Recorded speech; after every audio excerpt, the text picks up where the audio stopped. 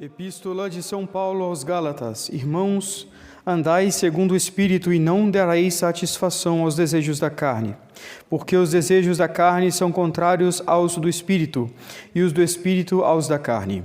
De fato, estas coisas opõem-se entre si, de tal modo que não fazeis aquilo que quereis. Se, porém, vos deixais levar pelo Espírito, já não estáis sob o domínio da lei. Por outro lado, todos conhecemos bem as obras da carne que vêm a ser a desonestidade, a impureza, a luxúria, a idolatria, a magia, as inimizades, as rixas, as rivalidades, as exaltações, os conflitos, as discórdias, as facções, as invejas, os homicídios, as embriaguezes, as orgias e outras coisas semelhantes. Já vô-lo disse e torno-vô-lo a dizer: os que se entregam a tais excessos não possuirão o reino de Deus. Ao contrário, o fruto do Espírito é a caridade, a alegria, a paz, a paciência, a afabilidade, a bondade, a longanimidade, a mansidão, a fidelidade, a doçura, a temperança, a castidade. Contra estas coisas não há lei. Os que são de Cristo crucificaram a sua própria carne com os seus vícios e paixões. Sequência do Santo Evangelho segundo São Mateus.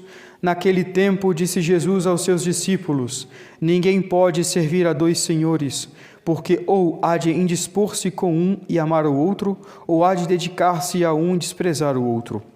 Não podeis servir a Deus e à riqueza.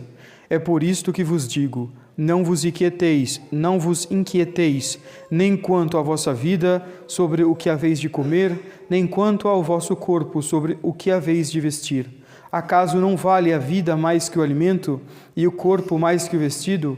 Reparai nas aves do céu, não semeiam e não ceifam, nem fazem provisões nos celeiros, e o vosso Pai Celeste alimenta-as. Acaso não sois vós mais do que elas? E qual de vós, por muito que pense, pode acrescentar um côvado à sua altura? E quanto ao vestido, por que vos inquietais? Reparai como crescem os lírios do campo, não trabalham nem fiam. Pois digo-vos que nem Salomão, em toda a sua glória, se vestiu como um deles. Ora, se Deus assim veste uma erva do campo, que hoje existe e amanhã é deitada no forno, quanto mais a vós, homens de pouca fé. Portanto, não vos aponqueteis a dizer: que havemos de comer ou que havemos de beber, ou como nos havemos de cobrir. Os pagãos é que se preocupam com estas coisas.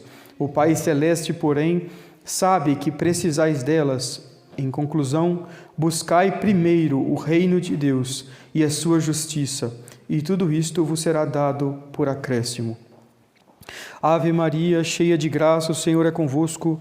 Bendita sois vós entre as mulheres, e bendito é o fruto do vosso ventre, Jesus.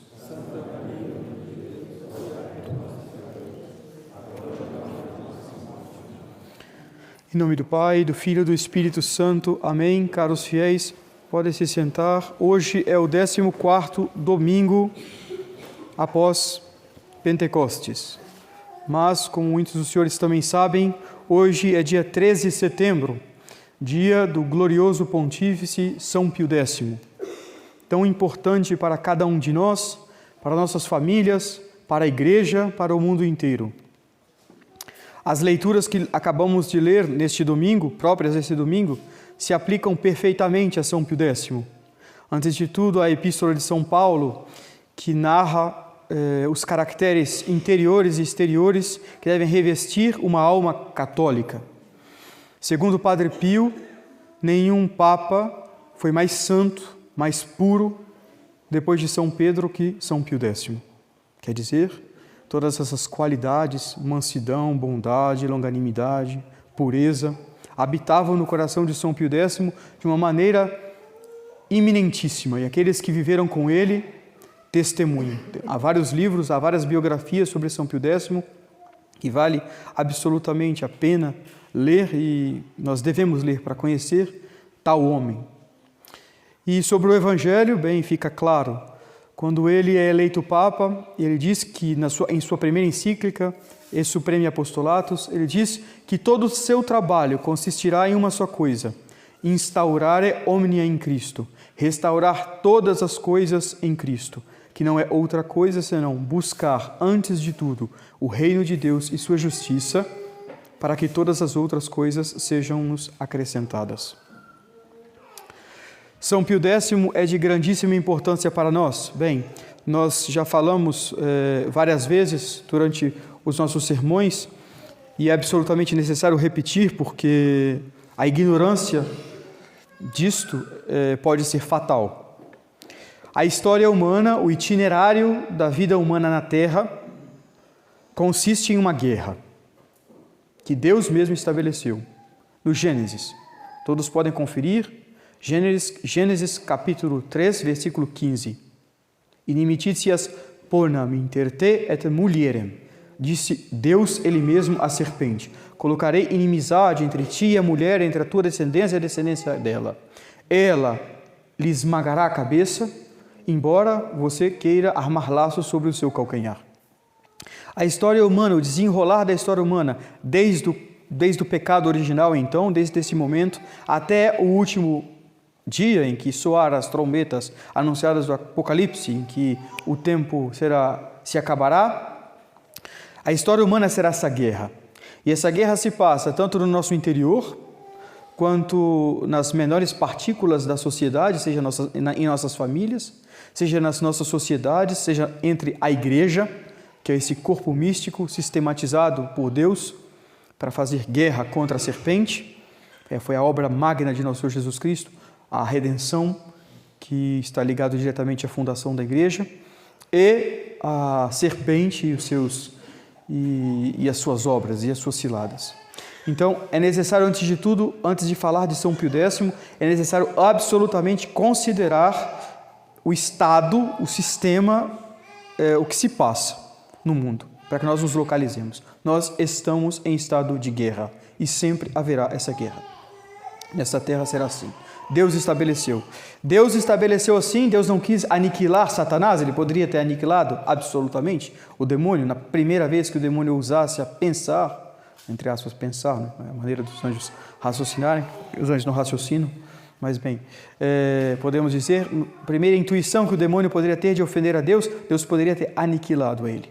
Mas, se há uma coisa que a sabedoria de Deus sabe fazer, também é castigar.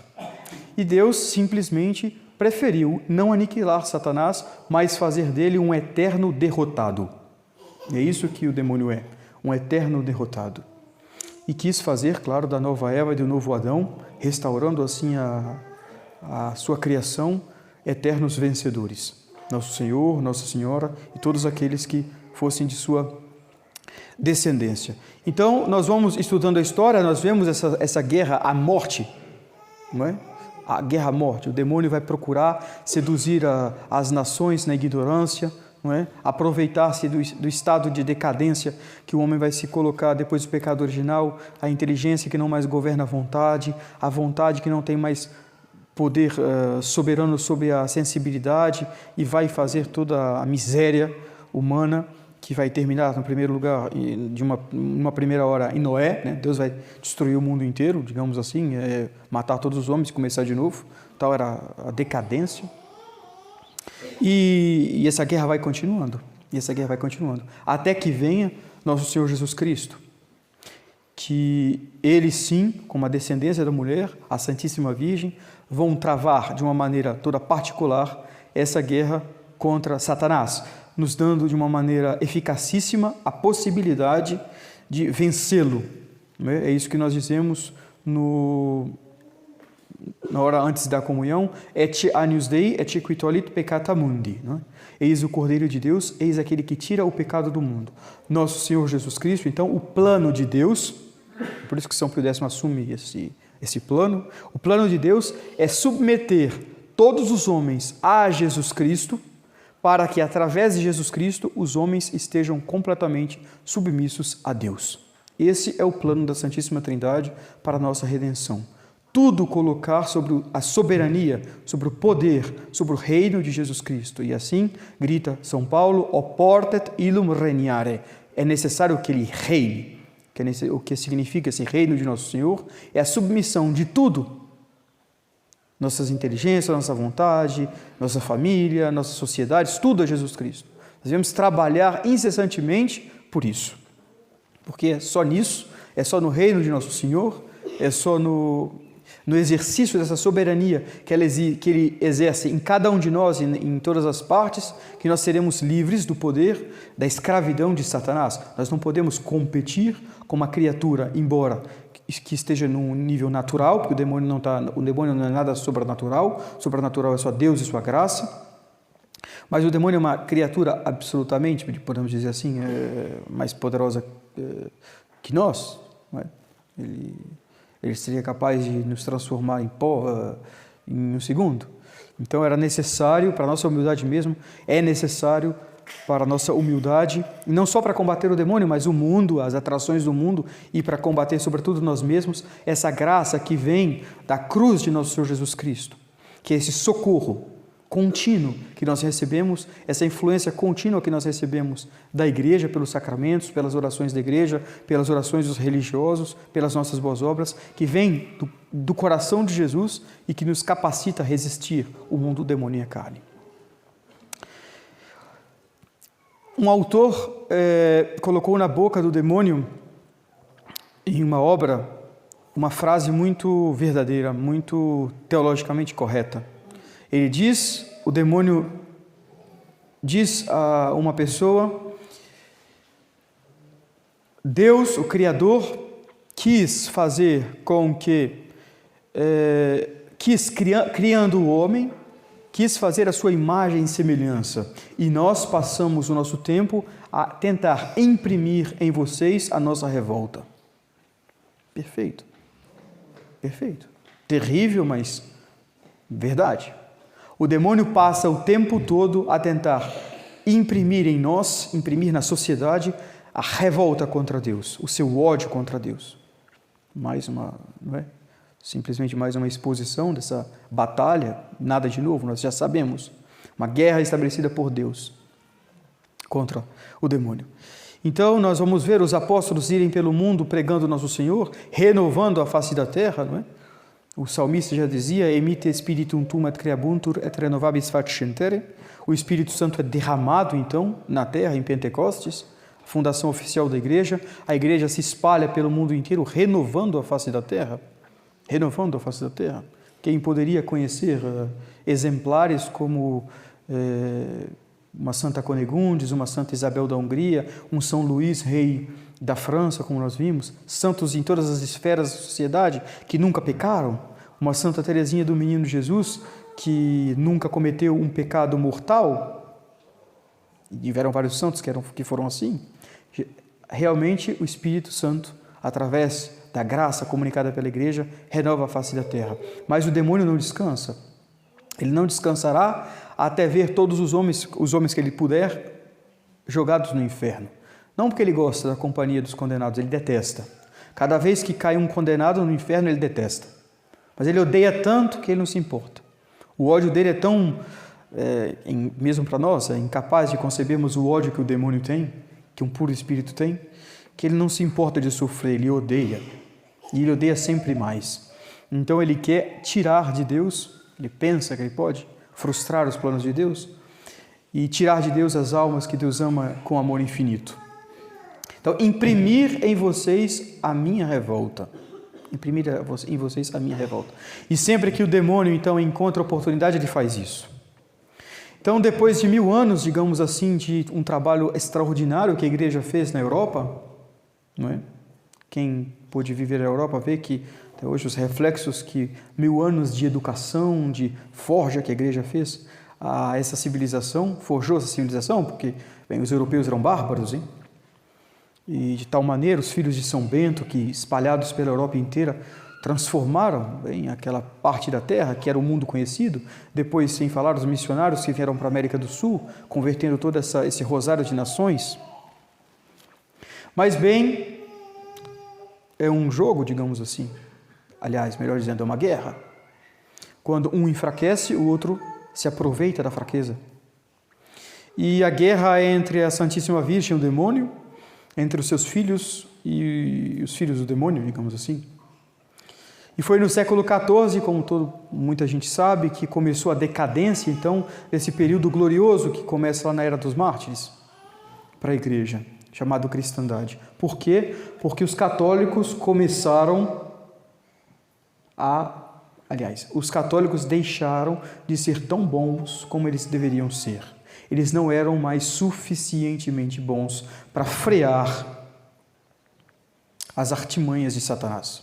E aí começa. Renascimento, protestantismo, Revolução Francesa, fundação das sociedades secretas, comunismo, liberalismo, toda essa imundície que cada vez mais sistematizada vai gritar revolta contra Deus. O demônio, evidentemente, que é um macaco de Deus, ele macaqueia sempre a Deus, ele também quis fazer uma espécie de corpo místico, digamos assim. É óbvio que a influência que ele tem sobre os membros de seu corpo místico, entre aspas, místico não é o mesmo de Nosso Senhor, mas ele chega a fazer coisas impressionantes. Basta que nós olhemos o mundo atual. O mundo atual é quase a imagem do inferno, porque o que tem de particular no inferno é a revolta contra Deus, é o ódio contra Deus. E o que tem de principal no mundo moderno é essa revolta contra Deus. Há um desejo insaciável de se revoltar contra o que Deus estabeleceu. Mas nesse mesmo século XIV, bem, Nossa Senhora não poderia nos abandonar, ela aparece a São Domingos e dá o remédio. Quem leu as aparições de Nossa Senhora a São Domingos e ao bem-aventurado Alain de la Roche, vai ver que Nossa Senhora deu o rosário como meio de combater e de vencer as artimanhas do demônio. Mas os homens não a ouviram. Os homens não a ouviram. Não rezaram o rosário. Não se colocaram sob o estandarte daquela que tem a promessa da vitória. E, bem, embora tiveram as contra-revoluções, digamos assim, contra a Revolução Protestante, porque não podemos falar reforma protestante, aquilo foi uma revolução, né?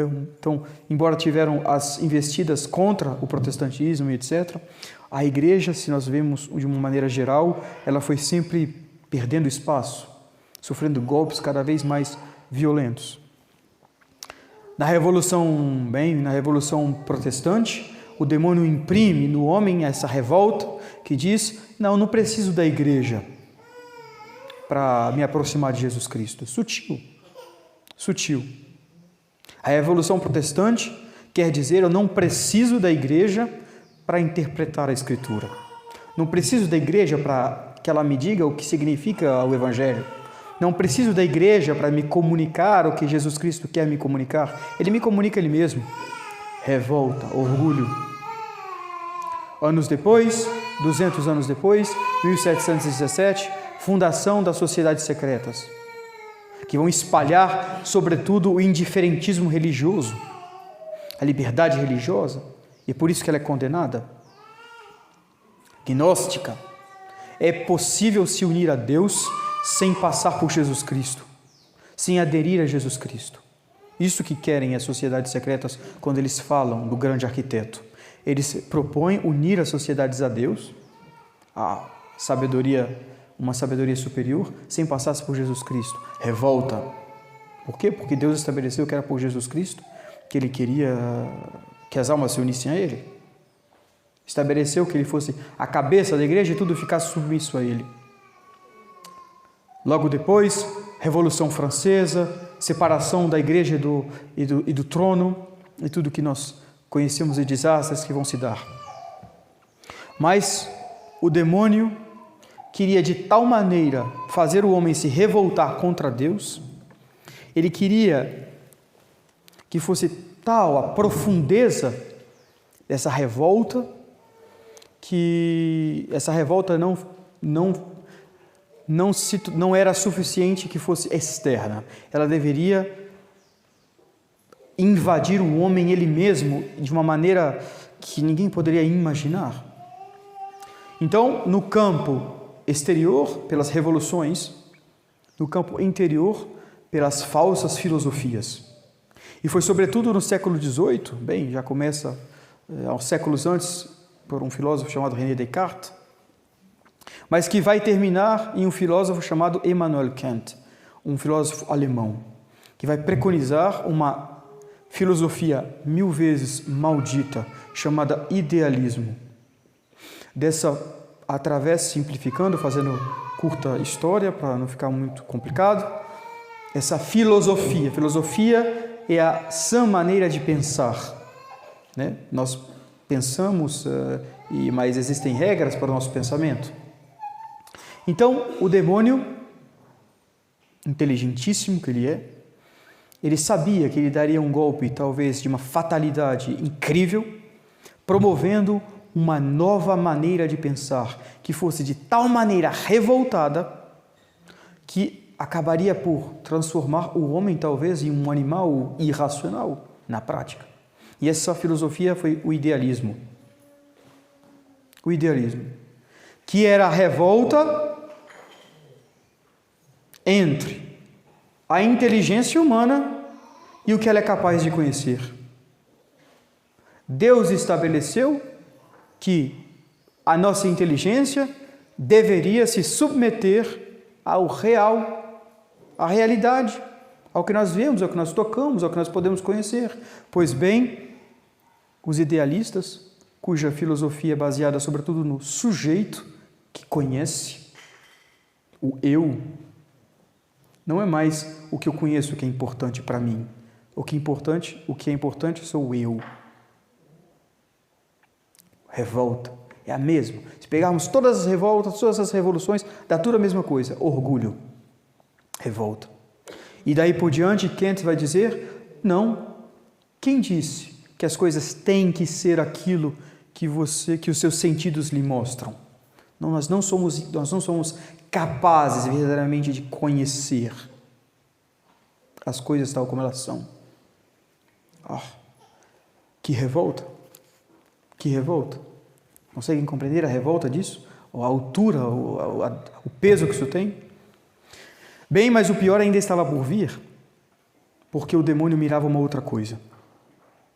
Porque todos nós sabemos que a filosofia é serva da teologia, e a igreja, para poder compreender os grandes mistérios da fé que nos foi revelado, ela usa dessa sã maneira de pensar, dessa real maneira de pensar, essa natural maneira de pensar, poderíamos dizer assim, para explicar, para nos dar a acessibilidade da doutrina revelada. O que o demônio queria, finalmente, era atacar justamente uma operação a mais alta que pode existir no homem, que é de aderir a Deus enquanto Criador da ordem sobrenatural. E Deus que se revela. Porque atacando o conhecimento natural, ele atacaria o conhecimento sobrenatural. Por quê? E aí que entra São Pio X. A importância de compreender São Pio X. Então esse idealismo na filosofia, desculpa, talvez o assunto seja um pouco árduo, mas é muito importante compreender isso. Essa nova maneira de pensar que as sociedades vão abraçar, que o homem moderno vai passar a pensar, porque ele se acha muito importante, as coisas serão aquilo que eu decido que elas sejam. A consequência disso, isso vai entrar na igreja, isso vai invadir a igreja, isso vai seduzir certos homens da igreja, isso vai levar a alguns homens da igreja a procurar interpretar toda a revelação segundo essa nova ótica, segundo essa nova filosofia. Isso vai dar um desastre, o desastre chamado modernismo. Modernismo, essa heresia condenada antes por São Pio X, no decreto Lamentabile, ele quer que Jesus Cristo, ele mesmo, e São Pio X fala, eles têm coragem de tocar na divina pessoa de nosso Senhor Jesus Cristo. Eles têm coragem de tocar na pessoa de nosso Senhor Jesus Cristo, a ponto de dizer, de afirmarem que a divindade de Jesus Cristo foi uma experiência que Jesus Cristo ele mesmo teve com ele mesmo e que descobriu que ele era o Filho de Deus em um determinado ponto. Eles querem imprimir essa revolta mesmo em Jesus Cristo. Um horror, o modernismo é um horror. São Pio X, então, condena o modernismo. Imediatamente, quando ele começa a colocar sua cabeça para fora. O modernismo quer que Jesus não tenha transmitido um corpo de doutrina em que nossa inteligência, fora de nós, fora mesmo de Jesus Cristo, da sua natureza humana, porque nosso Senhor Jesus Cristo mesmo disse, a doutrina não é minha, mas daquele que me enviou. Incrível, misterioso. Nosso Senhor mesmo fala, eu revelo a vocês aquilo que eu vi, eu revelo a vocês, ele fala isso enquanto homem, evidentemente.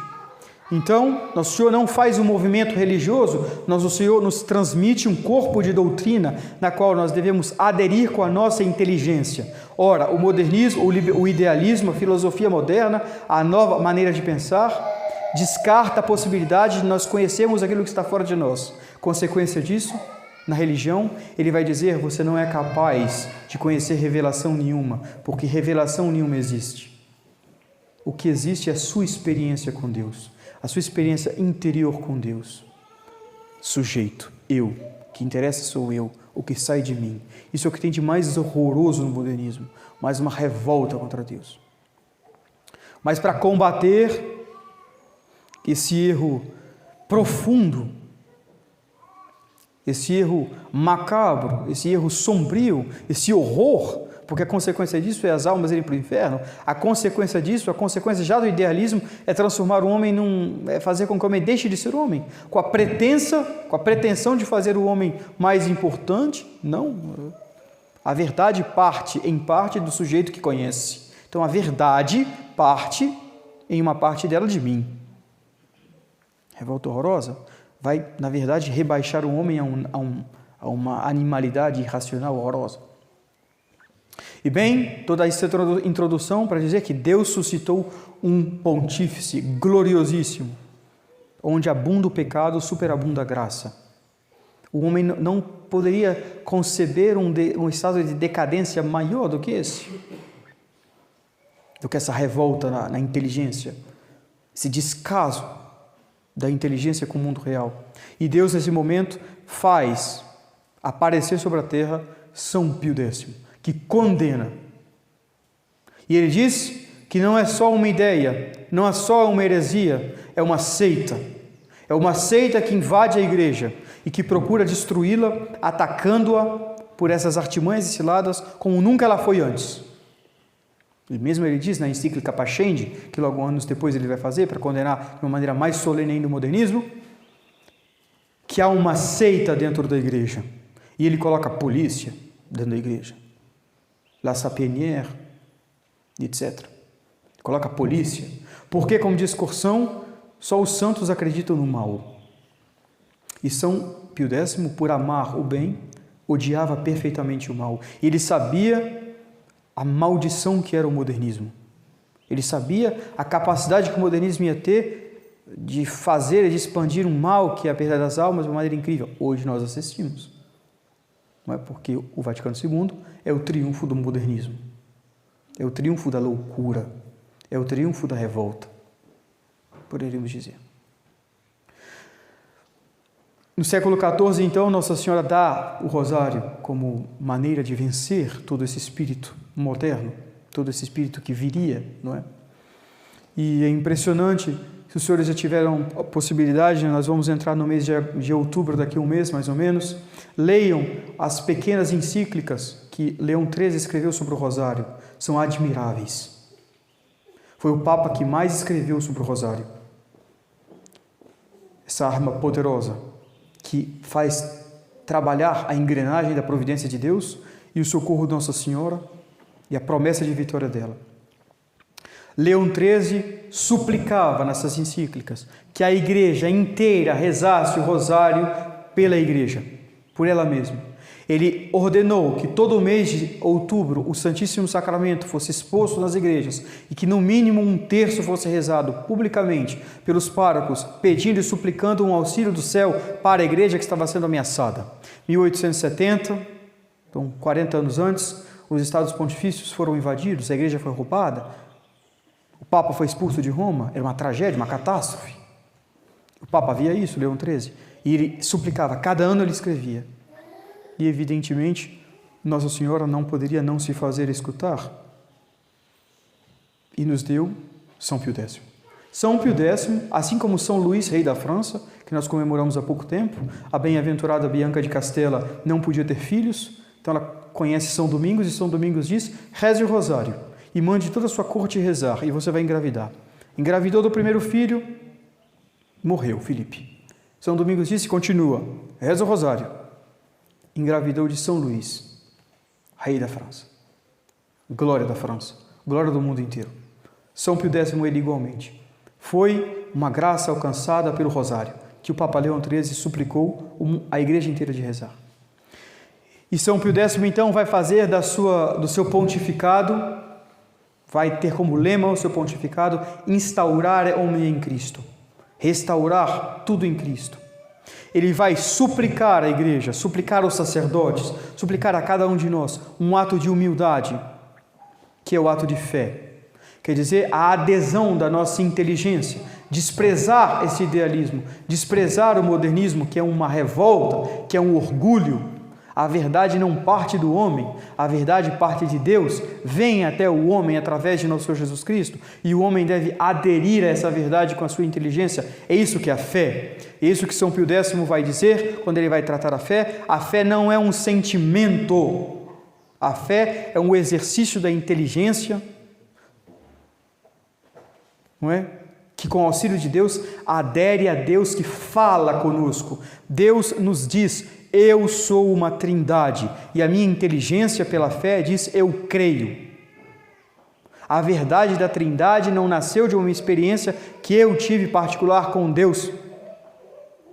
A verdade da trindade está em Deus desde toda a eternidade, e Ele fala pela boca de Jesus Cristo, e eu escuto e dou a minha adesão. Ele fala pela igreja, eu escuto e dou minha adesão. O modernismo quer o contrário. Olha o mal que é o modernismo. O modernismo quer que a religião seja resultado de uma experiência interior que o homem tem com Deus. E daí a verdade sai. Um horror. E é isso que São Pio X vai fazer guerra. E é por isso que para nós São Pio X é tão importante. Festejar São Pio X é tão importante. Lembrar São Pio X é tão importante. Por quê? Porque nós estamos vivendo naqueles tempos abomináveis que tiveram como consequência o esquecimento das alertas que ele nos fez, na Pascendi, na Lamentável, etc. É preciso lembrar do combate de São Pio X.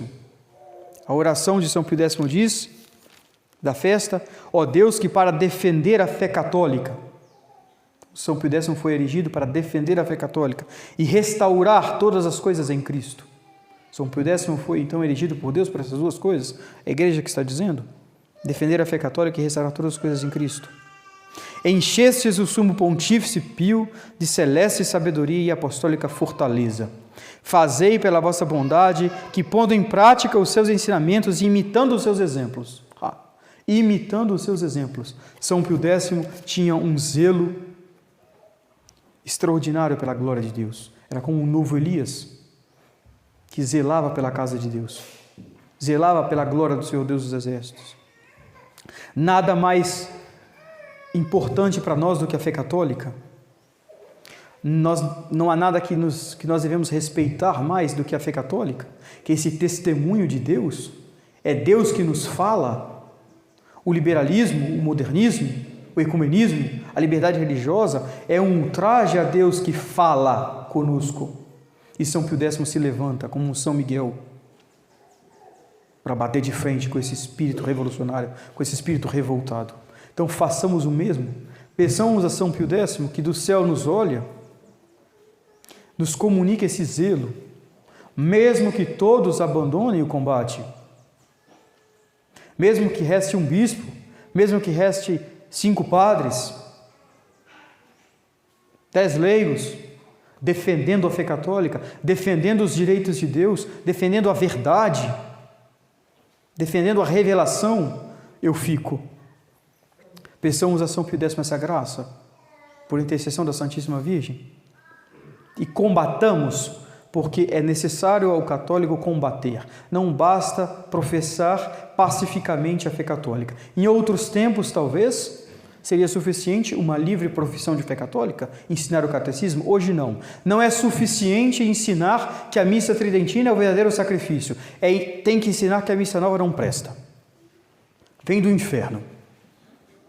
Que a missa nova sequestra Jesus Cristo, com as palavras da consagração.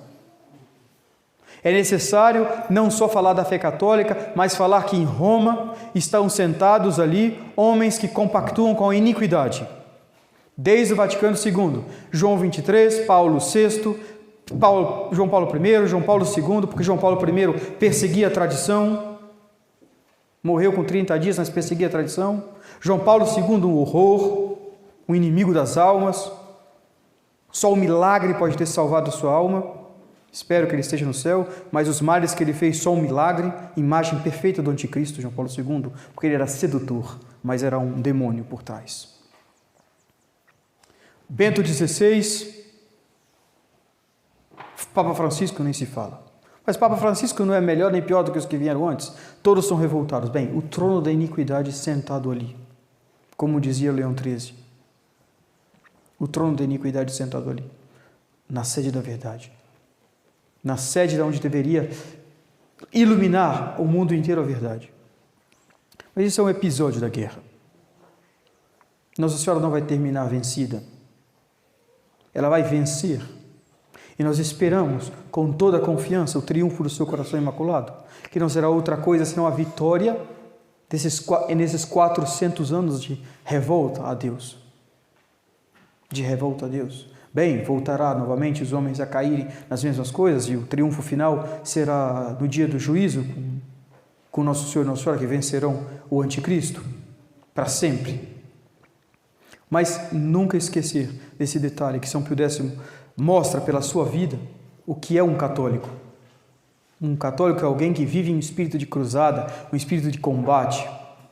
Não é suficiente professar o bem, é necessário odiar o mal. Por isso que nós seguimos Monsenhor Lefebvre, Monsenhor de Castro Maia. Porque Monsenhor de Castro Maia e Monsenhor Lefebvre não só se contentaram, depois do concílio, a professar a fé católica, a transmitir a fé católica aos seus, mas eles nos deram condições, nos iluminaram, nos capacitaram para combater o mal. Combater o mal.